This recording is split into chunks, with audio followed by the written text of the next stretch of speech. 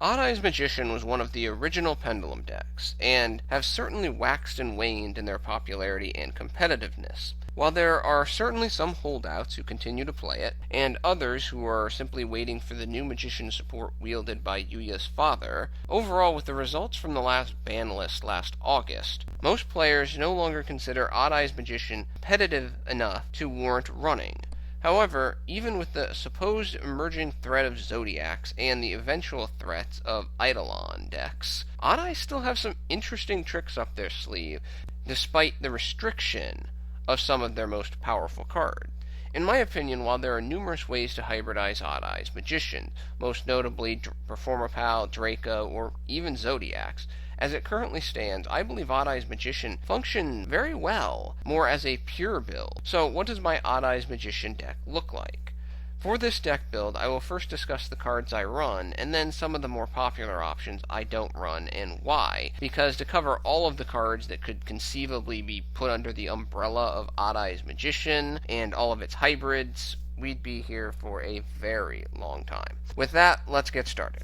Focusing first on the more Odd Eyes pure elements, not surprisingly, I run 3 copies of Dragonpit Magician, for numerous reasons. The 8 scale, the level 7 standing, which works very nicely with Odd Eyes to make Absolute Dragon, or to make level 8 Synchro Monsters, and a very useful back row destruction effect when it's sitting in the Pendulum Zone with a fellow Magician in the other Pendulum Zone. A less popular choice for most people due to some deck space consideration, probably relating to the hybridization they practice, I run 3 copies of Dragonpulse Magician. While Dragonpulse is not as useful as Dragonpit, it still does quality work as a level 4 1800 attacker, as a 1 scale, and has a monster destruction based pendulum effect with a similar cost of 1 pendulum monster from the hand to the graveyard, akin to Dragonpit. Of course, I run 3 copies of Odd Eyes Pendulum Dragon, the original Odd Eyes, and still very important for deck success. The double damage effect is not really game-breaking, and most of the time trying to maximize its effect produces deck inefficiency, but it does provide some nice extra damage to make duels easier. Its level 7 standing makes extra deck plays more efficient. However, I feel its pendulum effect does not get as much respect as it should, for searching is always useful, and as a 4 scale with this deck containing a large number of high-level pendulum monsters, it can put some work in via pendulum summoning until the end phase when you get that important search. If I had the deck space, I would probably run 3 copies of OafDragon in order to ensure maximum efficiency from the utilization of Dragonpit and Dragonpulse's effect, but unfortunately there are some other important cards that fill up those potential spots, so I only run 2 copies.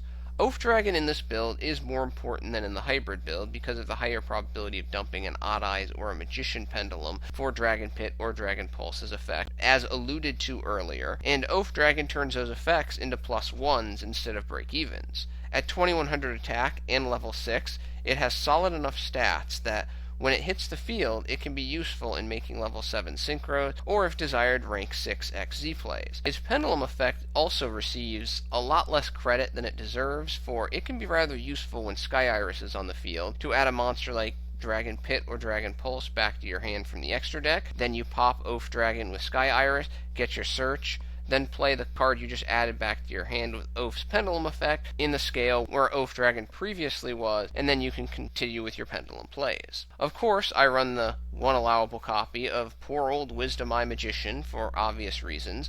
Effective ability to search for any non-Wisdom Eye Magician monster, allows for efficient scale completion in addition to adding himself to the extra deck to be Pendulum summoned. His level 4 standing helps rank 4 plays and Ignister summoning.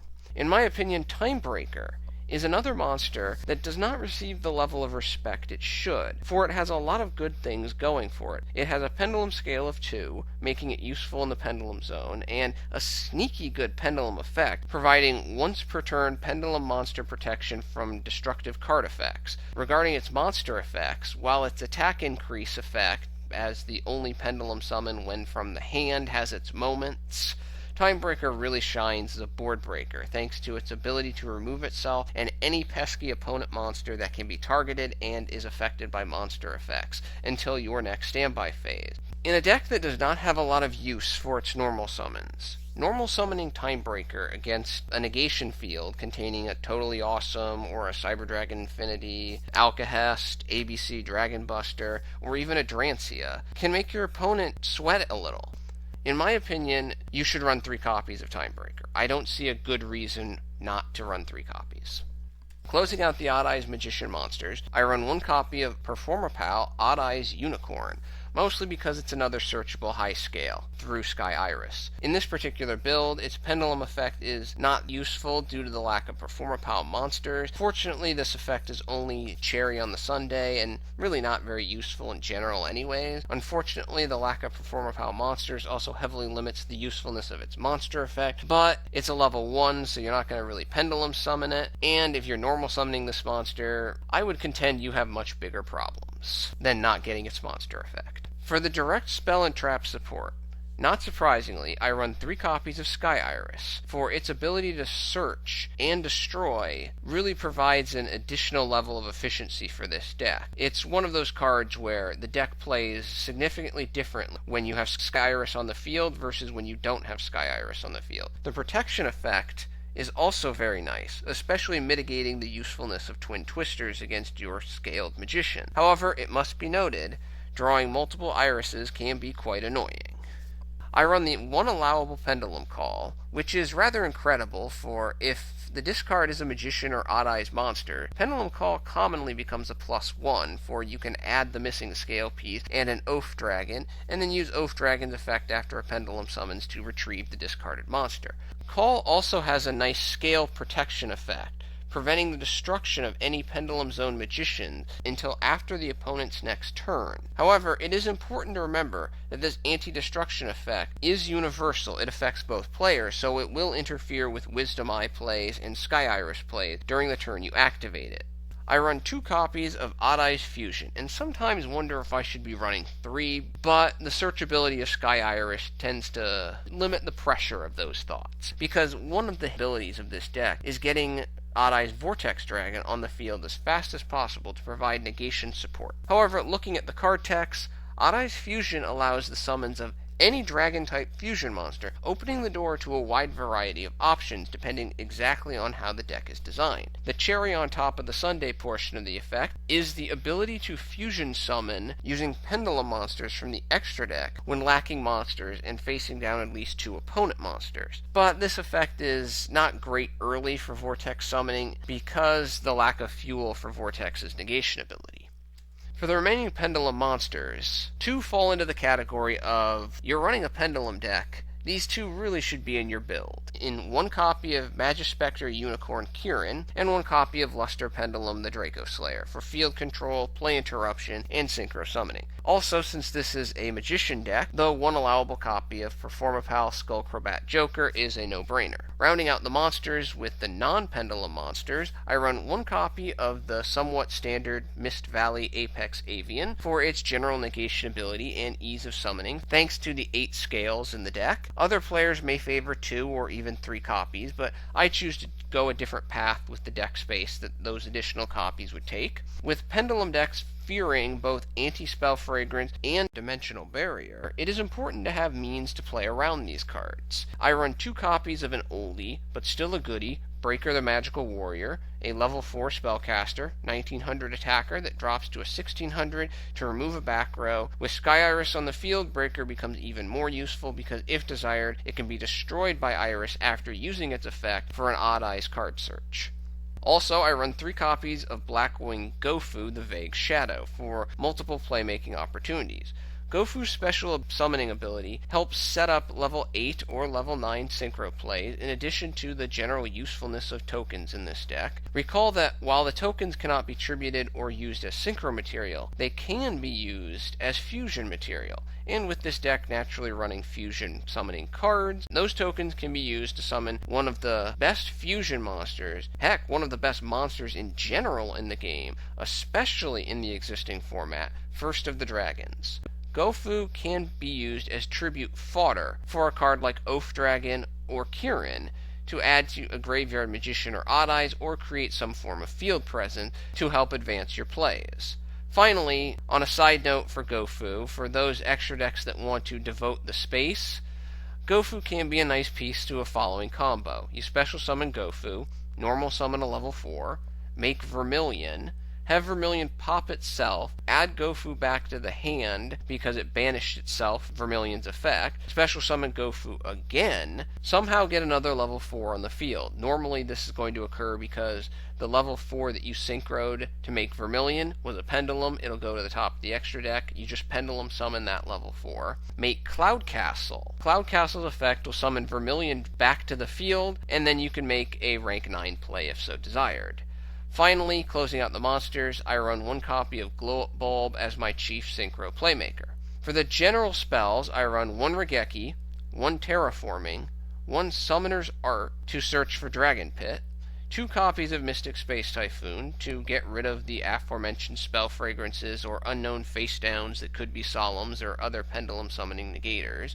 Playing a pendulum deck is one of the few times where blind MSTing actually makes sense. 2 copies of Book of Eclipse for opponent play interruption and board breaking, and finally 1 copy of Dragon's Mirror for more versatility in fusion summoning, both via Vortex and First of the Dragon. Not surprisingly, there are no traps in this deck because I'm always a bit shaky about running Vanity's Emptiness in a Pendulum deck, and Pendulum Graph of Space-Time has not yet been released in the TCG. For some of the more popular choices I do not run, one of the most perplexing for viewers right now may be the lack of Magical Abductor. On its face, Abductor seems like a great card with its Search Any Pendulum Monster effect, and the activation of Pendulum Monsters adding to its counter pool makes all the more sense to run it. The problem I have with Abductor, in my experience, is that if you open Terraforming or Sky Iris, then it's definitely useful because one can almost always search on the same turn that you put it in the Pendulum Zone. But if you don't open Terraforming or Sky Iris, then its usefulness is suspect, because spell use consistency is shaky for this deck when the pendulum scales are already full. Also, I don't run Abductor because of simple deck space, and the fact that it pushes the deck more to a pure pendulum without additional Synchro, Fusion, XZ option, which makes it more prone to getting locked down by cards like Anti-Spell Fragrance or Dimensional Barrier. And when you look at my deck, what cards would you replace for Abductor? Breaker? No, I like Breaker's ability to bust down back row for quasi-free, especially when Sky Iris is on the field.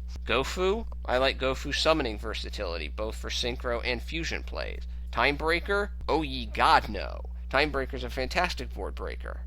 All of these cards have valuable roles in the deck strategy that Abductor does not replace, and Abductor's searching ability has trouble equalizing in value, so to speak. So for me, right now, it's a no-go on Abductor. If Abductor was a magician monster, then I would probably run him, but unfortunately he's not. Now, when the new magicians are released, Abductor could become a more attractive option, but that is not the case in the TCG right now.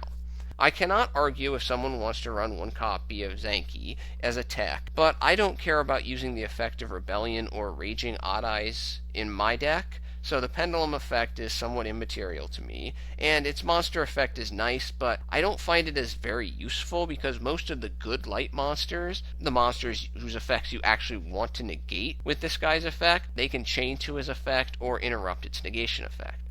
Dioram Eye Magician is just not good and should be avoided, in my opinion, for its pendulum effect is almost worthless because the natural scales of the Magician family are already very balanced, and the monster effect, while alright, Timebreaker's pendulum effect is just higher quality. Xiang Shang Magician is just a worse version of Zanki, so I don't run it. I like Glow Up Bulb over both Tuning Magician and Toon Magician. For Tuning's only real advantage is being able to make level 5s, but in my opinion there just aren't a lot of good level 5 synchro monsters, and Glow Up gives you that nice double synchro capacity without having to rely on a monster like Psyframe Lord Omega to move Tuning back in from being banished to the graveyard. And Toon Magician, I just don't find that to be useful right now. The only magician I go back and forth on is one copy of Noble Dragon Magician due to its tuning capacity, and it's rather easy to put it back into the extra deck rather than to the bottom of the deck when you make a synchro play with it, but the dragon-only restriction on its synchro really hurts, combined with the fact there are a few good level 5s to make those level 8 synchros, so typically the best you can do is make a Clearwing Synchro Dragon Dragon, which is fine, but it doesn't work efficiently enough most of the time for my tastes. Among the Odd Eye monsters, I'm not really impressed by the effects of either Light Phoenix or Mirage, and I feel they do not do enough to warrant replacing anything else in the deck. When Odd Eye's Persona Dragon comes out, it will be worth a look, but as of now, that is not the case. Finally, I obviously do not run the fantastic Performapal Pendulum Sorcerer because I simply do not run enough Performapal monsters to take advantage of its great effect. For the extra deck, I run the following: 2 copies of Odd Eye's Vortex Dragon, very nice card with a free monster bounce when it's summoned, as well as a once per turn low cost negation effect, in addition to a nice 3000 defense body and 2500 attack. 2 copies of First of the Dragons. Outside of kaiju responses, most meta decks can't deal with First of the Dragons because they rely mostly on battle and monster effects to remove monsters. Watch out for Paleozoics, though. While I run 2 copies, I can definitely understand other people preferring only 1 copy to free up an extra deck spot. 1 copy of Dinoster Power, the mighty Dracoslayer. 1 copy of Assault Blackwing, Onimaru, the Divine Thunder. Works with Gofu in a level 7, and can actually trigger Gofu's Graveyard effect, too, when it's sitting in the graveyard along with Gofu. 1 Nirvana High Paladin. 1 Trishula Dragon of the Ice Barrier. 1 Vermilion Dragon Mech. Even though I don't run a rank 9 and Cloud Castle, Vermilion Mech is still very useful with Gofu. 1 Ignister, Prominence the Blasting Dracoslayer. 1 Psyframe Lord Omega. 1 Clearwing Synchro Dragon. 1 Odd Eyes Absolute Dragon. 1 Red Eyes Black Flare Dragon. And 1 number 11 Big Eye. In the end, I like this more kind of pure build of Odd Eyes Magicians over most of the other hybrids for its nice quality balance of consistency, speed, and power. I find the Performapal hybrid as it currently stands based on the ban list to be fast and consistent, but generally lacking in power. Dracoslayer has power, but lower consistency and questionable speed, and Majespecters will always struggle when not going first against a developed board. And overall, all of these hybrids also have the concern about being too pendulum based in a world where anyone who can afford them is either main decking or side decking 2 or 3 copies of Dimensional Barrier. Well, that is my Odd Eyes Magician deck. Thank you for your attention and your time. I'm out.